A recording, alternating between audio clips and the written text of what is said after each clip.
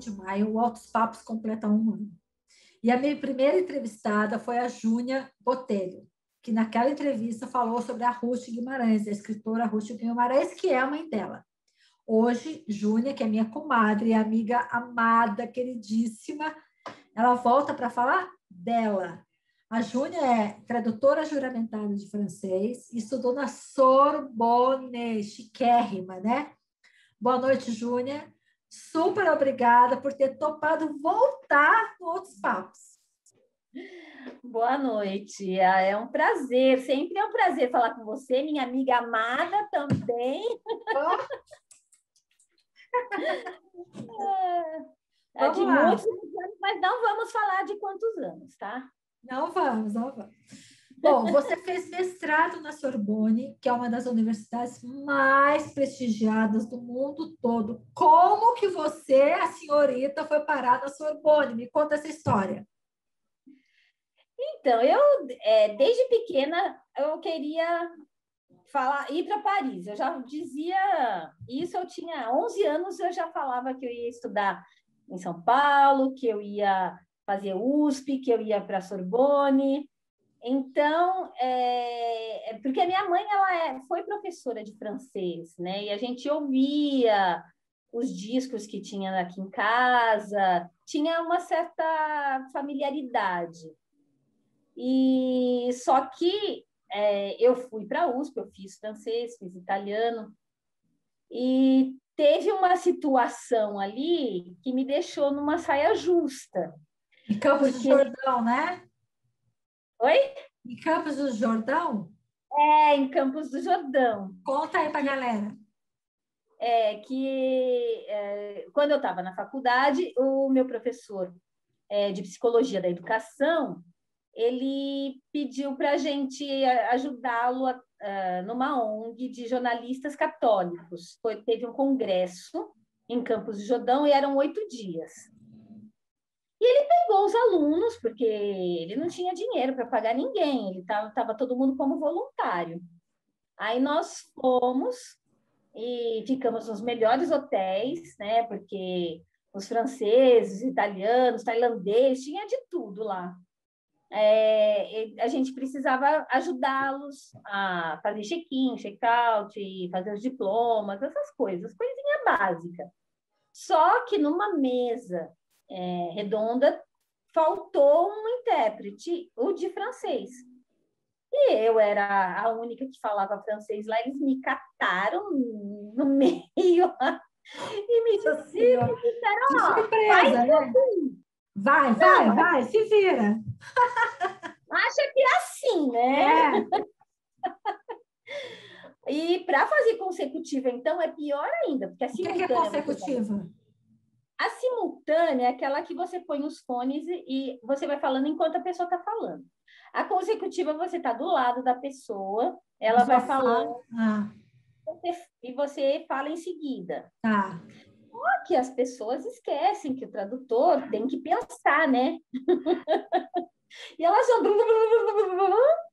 E eu nem sabia falar francês direito. Nossa, eu passei um perrengue. Passou bem. Aí eu falei, você quer saber? Eu vou aprender a fazer esse negócio. Mas deixa eu só entender uma coisa. Você falava francês porque você fazia curso de francês na época, simultânea a letras na USP? Eu tinha feito Aliança Francesa, eu tinha bolsa na Aliança Francesa. Eu fiz 2 anos. Aí depois eles cortaram a bolsa e me deram metade, 50%. Só que com 50% de bolsa, eu ainda pagava assim o meu salário inteiro. O 50% já era caro, né? 50% era caríssimo. Eu falei, para eu pagar isso, eu prefiro pegar um avião e ir lá. Nada como viajar, né? O melhor investimento é viajar sempre, né?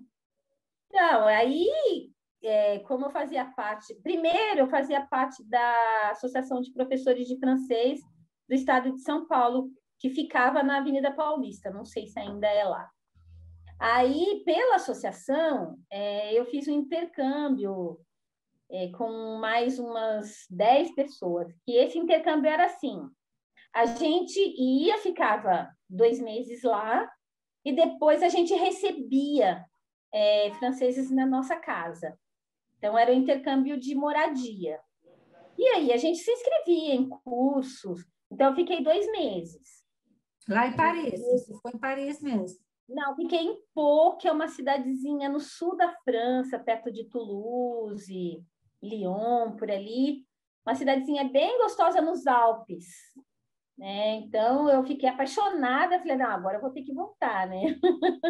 Mas deixa eu só entender, esse intercâmbio é só para você ficar 2 meses lá e vinha um francês e ficava 2 meses aqui. Não tinha estudo, não tinha nada, era só a experiência de morar fora 2 meses, é isso? Mas eu me inscrevi na faculdade de Pau e fiz cursos de Ah, tá. literatura, Tá. porque aí, para os intercambistas, eles ofereciam algumas vagas que não tinha muita procura, né? A gente ficava meio com o restolho, assim. Mas era uma experiência na faculdade, foi bem Sim. interessante. Então, aí teve esse episódio de Campos do Jordão, que você foi levada quase que à força para a mesa para fazer a tradução. Você passou um perrengue, porque você não sabia o francês ainda com fluência, e aí você decidiu, não, eu vou aprender isso certinho para poder falar francês fluente. Você terminou a USP e foi fazer o mestrado na Sorbonne, é isso? Eu terminei a USP e fui fazer FIOPER, que é tipo uma governanta, né? Eu fui e aí eu podia estudar. Mas eu não tinha me inscrito na faculdade porque era muito caro na época, né? Então, eu me inscrevi num curso da Sorbonne. Tá. E aí, eu me inscrevi depois, durante, quando eu estava lá. Porque quando você está lá, você tem mais informações a respeito Sim, disso. é. Porque é difícil você vai na embaixada, mas assim, o pessoal te dá uns documentos lá para você ler, para você entender se quiser, se não quiser, eles não dão muita informação. Então, é mais fácil quando você já está lá. Então, eu estava lá, eu me inscrevi num curso na Sorbonne de língua francesa só, um curso de francês, e quando eu cheguei lá, eu não... eu cancelei o curso e fui procurar informações a respeito do mestrado, porque eu já tinha terminado a faculdade no Brasil. E aí eu cheguei bem no período de inscrições, aí eu fui fazer a prova. Porque tem uma prova que você tem que fazer de proficiência, né? Para saber se você sabe a língua mesmo. Sim. Então, eu passei em 2 cursos diferentes, e aí eu tive que escolher. E eu ia pagar muito caro, e o outro eu ia pagar assim, um salário mínimo pelo ano todo. Aí eu fui fazer o mestrado de francês, língua estrangeira, que aí é para quem faz letras, né? Que é uma especialização, e foi muito interessante. Mas aí, e que ano você foi para a França? Foi em 93, eu Tá. fiquei até 96, Ah, tá. Você ficou 3 anos lá, em Paris mesmo. em Paris mesmo. Primeiro eu morei em Versalhes. Eu morei 1 ano em Versalhes e aí eu ia para Paris. E depois aí no segundo ano, que eu já conhecia mais, eu sabia mais, aí eu trocava minha moradia, meu apartamento, por 2 horas de faxina por dia. E aí eu fui morar, primeiro eu fui morar no Champs-Élysées, olha só. Era Gente, que chique! um quarto de empregada, mas era no Champs-Élysées, né? Não, estava bem instalada, né? Tipo, num lugar bem localizado, né? Localizado. Só que aí eu briguei com o meu patrão lá, porque ele, como nós brasileiras temos assim, né? Uma reputação, né? Ai, meu Deus. E Ele aí, confundiu as coisas, né? Ele confundiu não, as coisas. ele me acusou de estar recebendo homens no meu quarto. E eu, Jura? como eu sou bocuda pra caramba, eu já xinguei e falei assim, olha, você pode trazer outra pessoa, porque eu não fico aqui nem mais um dia. Só um parênteses, como que você xingou ele em francês? Repete aí, porque a gente não vai entender mesmo, é só pra gente saber como é que você falou. Não, é que em francês tem uns mais ou menos como babaca, como, E né, como é? canalha. É um pouco mais forte, é connard. Conar. Então eu falei para ele, olha, meu filho, eu não preciso de você. Só que eu saí dali e fui para a rua, que eu não tinha onde ficar, e eu não tinha dinheiro para alugar nada. Gente, que isso? Eu não sabia dessa parte, mulher. Doida varrida, né? Aí eu fui para casa de uma amiga, chorei pra caramba, porque a raiva que eu fiquei, né? Imagina. Aí lá eles têm umas opções de colocar trabalho, ofertas de trabalho nas igrejas, nas escolas, mas nos cartazes assim para fora da escola que a gente. E aí eles têm umas ofertas de emprego. Aí eu peguei todas aquelas ofertas de emprego e comecei a ligar para todo mundo, falando que eu fazia, lavava, passava, Qualquer cozinhava, coisa. qualquer coisa. Aí conseguir um lugar no Marré. Saí do Champs-Élysées para ir para o Marré, que também é um Morumbi, né, de lá. Um quartinho muito lindo, um lugar muito Deixa eu só te legal. perguntar uma coisa. O Marré fica perto da Bastilha ou não? Como é que chama aquele bairro perto da Bastilha? É o Marré, né? Fica perto da Bastilha. Então, ele é um bairro, assim, bem tradicional, né? Mas assim, isso você fala que foi tudo dentro do au pair, né? Que é tipo a babá, né? Não é isso? Mas quando eu fui para o Marré, lá eu não fui como au pair. Aí Ah, lá, tá. onde eu estava, que eu briguei com o meu patrão, era au pair. Mas depois, quando eu saí, aí eu fui só para como faxineira mesmo. Aí eu não cuidava das crianças. Tá. E como foi estudar na Sorbonne, mulher? Conta aí, qual foi essa experiência? Olha, eu acho assim que estudar é uma coisa muito boa. A gente em casa, né, nós temos essa,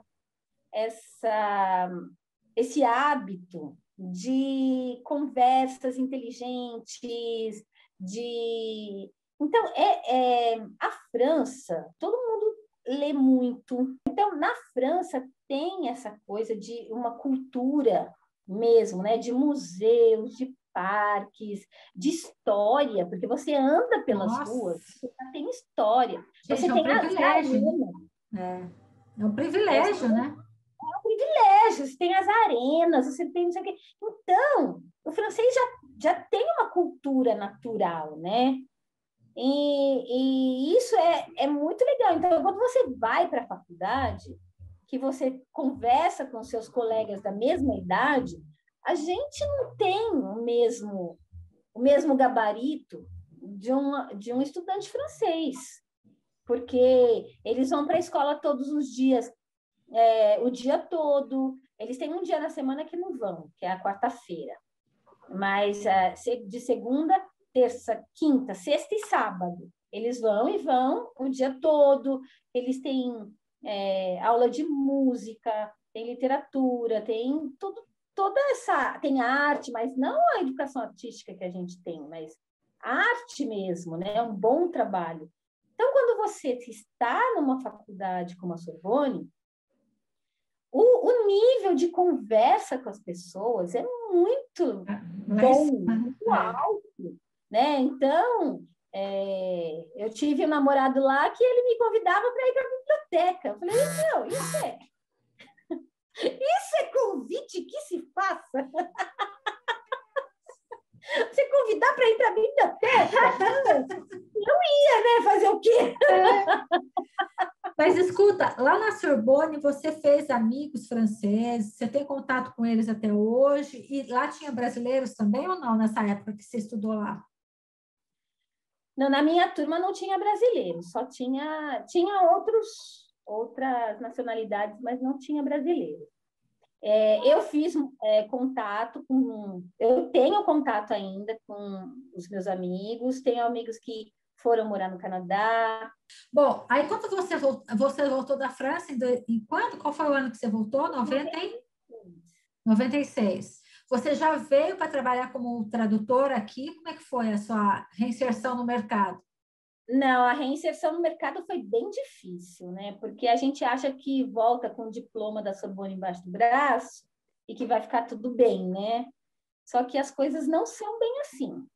Então, demorou mais de um ano para eu começar. Comecei dando umas aulinhas de francês. Foi bem devagar. Aí comecei a fazer algumas traduções e depois, em 99, teve o concurso de tradutor juramentado. Aí eu prestei e passei, e aí eu comecei a fazer a tradução juramentada. Tá. Antes da gente falar da sua profissão, eu queria só voltar lá na França um pouquinho. Você voltou para a França depois e você levou sua mãe, né? Levei, eu voltei algumas vezes. A passeio, né? Primeiro, Não para fazer curso, a nada, a passeio. passeio. Tá. A passeio. A primeira vez eu fui com a minha mãe, porque ela falava francês, mas ela nunca tinha ido na França. Ela foi professora, inclusive, mas nunca tinha ido. E aí eu quis fazer isso. Aí a gente passou um mês lá na França. Assim, a gente acabou, porque eu fiquei na casa de uns amigos também, então deu para ela perceber o dia a dia das pessoas. Nós fomos viajar um pouquinho, fomos na República Tcheca, que também tinha uma amiga lá. E o Joaquim fala que eu não tenho dinheiro, mas eu tenho amigos. Então, Isso ajuda pra caramba, meu. Nossa. ajuda pra caramba, né? Vamos lá. Você hoje é tradutora juramentada de francês. O que é o tradutor juramentado? Eu queria que você explicasse o que você pode fazer, o que não pode, quais os documentos que você pode traduzir, como é que é a função de um tradutor juramentado? Eu posso traduzir com todo tipo de documento, né? A pessoa que vai para fora, ou que vem de fora para o Brasil e vai estudar, ele precisa passar por um tradutor juramentado. O tradutor juramentado, ele é um funcionário, entre aspas, federal, porque a gente não tem um salário, né? A gente ganha o que a gente produz, né? Então, a gente passa por um concurso público. Esse concurso público você tem que traduzir do francês para o português, português para o francês. Se você tirar a nota mínima de 7 nas duas provas, você passa para a segunda fase, que é a fase oral. E na fase oral, você tem duas pessoas, uma falando português e outra em francês, e você tem que traduzir do português para o francês e vice-versa, para dizer das duas o que está acontecendo, e ainda tem os títulos, né? Se você morou fora, se você tem diplomas estrangeiros. E aí, a partir depois, e também nesse, também você tem que tirar nota 7 no mínimo. Aí todo mundo que passa, porque não tem o número de vagas, né? É aquele que tirar nota 7, passa para o segundo, e se tirar nota 7, ele é aprovado. Em 2007, você foi tradutora de um livro chamado Uma Festa Brasileira Celebrada em Rouen. Isso. Em 1550. Eu fui no lançamento desse livro, aqui em São Paulo. Você foi a tradutora desse livro, do francês para o português, né? Você já traduziu outros livros? E outra pergunta, traduzir livro dá dinheiro? Bom se fosse. Quando é que livro dá dinheiro? Nem como tradução, não dá, porque tudo depende do volume, né? O livro tem 200 páginas, então você negocia, e aí você ganha mais por causa do volume. Por exemplo, dá para ganhar, por exemplo, R$ 20.000 num livro. Mas você fica 6 meses traduzindo, né? Fica 7 meses, 8 meses. Então, quanto que você ganha por mês desse livro? Hoje você faz tradução, você é tradutora juramentada, traduz esses documentos oficiais, mas você pode fazer qualquer outro tipo de trabalho, né? Dar aula particular. O que você faz? Tradução simultânea, que deve ser um saco, né? Fazer tradução simultânea e tal. Eu adoro. Muita gente reclama, mas eu adoro fazer tradução simultânea. É bem pago, aí tradução simultânea, eu falo que se eu tivesse uma por mês, eu não fazia mais nada, só fazia tradução, né? Eu acho super divertido, a gente aprende bastante com tudo, porque são vários, né? Tem evento de artes, evento de jornalismo, né? Eu fiz o jornalismo Quarto Poder, foi muito interessante lá no SESC, né? Então, tem esse trabalho de interpretação. Eu estava quando o Príncipe de Mônaco esteve aqui também lá no SESC, né? Mas assim, ó, deixa eu tirar uma dúvida da tradução simultânea. O cara está falando em francês, você está ouvindo e está traduzindo para o português. Só que assim, existem gírias, existem expressões. Às vezes uma gíria, se você traduzir literalmente, o brasileiro não entende. Então você tem que pegar uma equivalência. É muito rápido, né, que você tem que pensar nisso, né, Júnior? Exatamente. Tem hora que você dá um branco, porque uma vez eu estava traduzindo do francês para o português e o cara falou do ligeirinho, sabe? Aquele ratinho, quando a gente era pequeno, tinha aquele desenho animado. E na hora não me veio o nome do ligeirinho, menina, e eu ficava, vai, como é que é mesmo? E você não pode ficar pensando muito, porque senão você perde o resto do que está acontecendo. Então, você pega e fala assim, aquele ratinho do desenho animado que era muito rápido, e passa para frente, entendeu? Bom, vamos falar um pouquinho da sua infância. Você não é cachoeirense, você é suzanense, nasceu em Suzano. Você nasceu em Suzano por um acaso ou porque a sua família morava em Suzano? Não, a minha família morava em Suzano, mas a minha mãe, ela mudou muito, desde... A Cachoeira era o Porto Seguro, né? Porque aqui foi comprada pelo nosso bisavô. Então, 1800 e lá. Nossa casa é mais velha do que Cachoeira como cidade. Minha mãe gostava muito de São Paulo, ia muito para lá, mas ela mudava de cidade, mudava de bairro, ia sempre mudando. E aí você me contou que você nasceu em Suzano e você colocou, quase matei a minha mãe. O que você aprontou, mulher? Quase matou sua mãe. Não, é que a minha mãe, ela teve 3 nascimentos problemáticos e o último foi eu, né? Não foi o meu. Que o médico chegou a perguntar para o meu pai, né? Se tivesse que salvar, se salvava a minha mãe ou se salvava a criança, né? Aí meu pai, com 8 filhos em casa, ele ia salvar a criança, ia salvar minha mãe, né? Lógico. Mas foi um parto bem difícil. E aí você mudou, você nasceu em Suzano, você é a caçula, mas depois de você, a dona Ruth não teve mais nenhum filho, e vocês vieram para Cachoeira quando? Você tinha quantos anos quando você foi morar em Cachoeira? Olha, eu tinha 6 anos, porque o Judá com a Rovana, que você conheceu, né? E tinha mais um que era o Juca.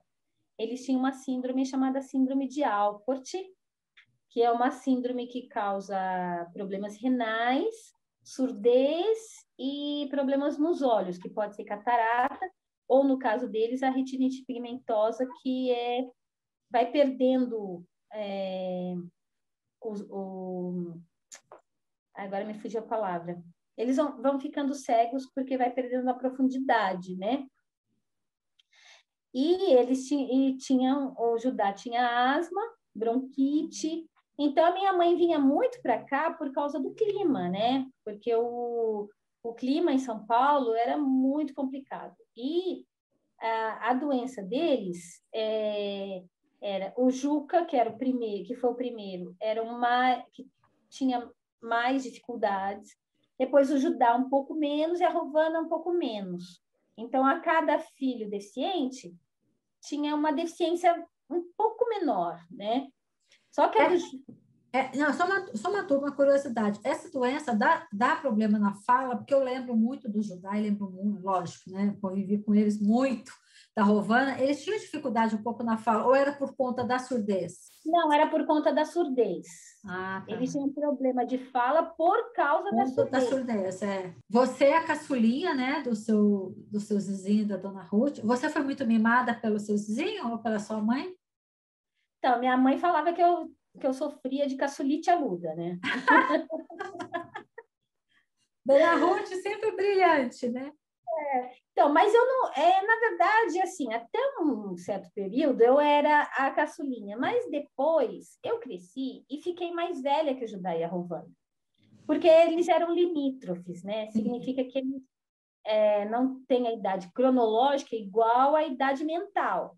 Eles conversavam, falavam, tinham um bom relacionamento com as pessoas, mas eles eram crianças. Então, eu cresci e eu passei a cuidar deles, sabe? Eles me respeitavam muito, inclusive eu fiquei como tutora deles. Eu tenho uma super curiosidade do seu pai, eu lembro muito bem dele. Eu lembro dele uma pessoa feliz, andando de bicicleta na rua, brincando com todo mundo. Ele tinha uns momentos que ele era bravo, ele era mal-humorado ou não?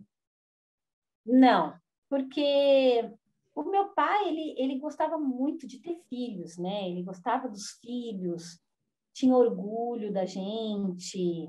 Ele era bravo, era ele que dava chineladas, que dava as broncas. Mas, assim, eu sempre fui muito boazinha, eu sempre fui a chatinha, sabe? Da casa. E quem apanhava era o Olavo, né? O Rubinho, pelo que eu ouço das histórias, porque eu era muito pequena, né? Ele era... O Joaquim é 11 anos mais velho que eu, então o Rubinho devia ser uns 12, 13 anos mais velho que eu. Então, eu não lembro. Mas a minha mãe sempre cantando, e eles perderam filhos, né? De Tiveram uma forma trágica, né?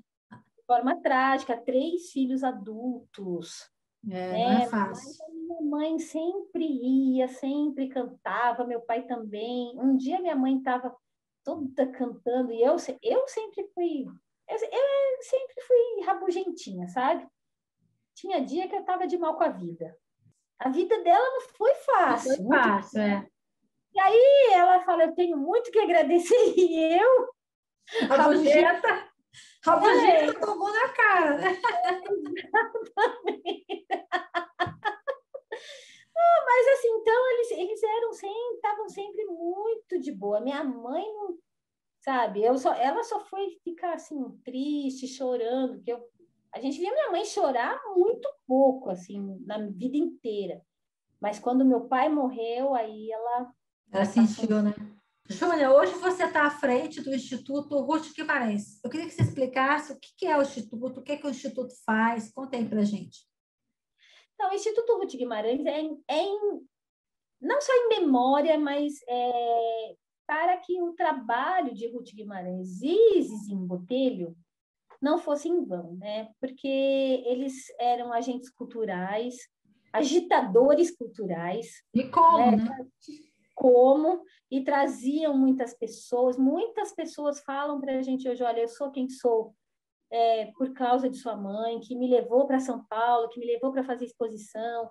Um deles é o Roberto Mendes, o Jorge Chalita. Então, o pessoal fala, assim, agradece demais. O Sebastião Albano tinha fotografias belíssimas. Foi aluno do meu pai, né? Então, assim, eles deixaram um legado humano muito rico. Sim. E a minha mãe deixou um legado escrito também. O meu pai também é um legado de As fotografia. fotografias, é.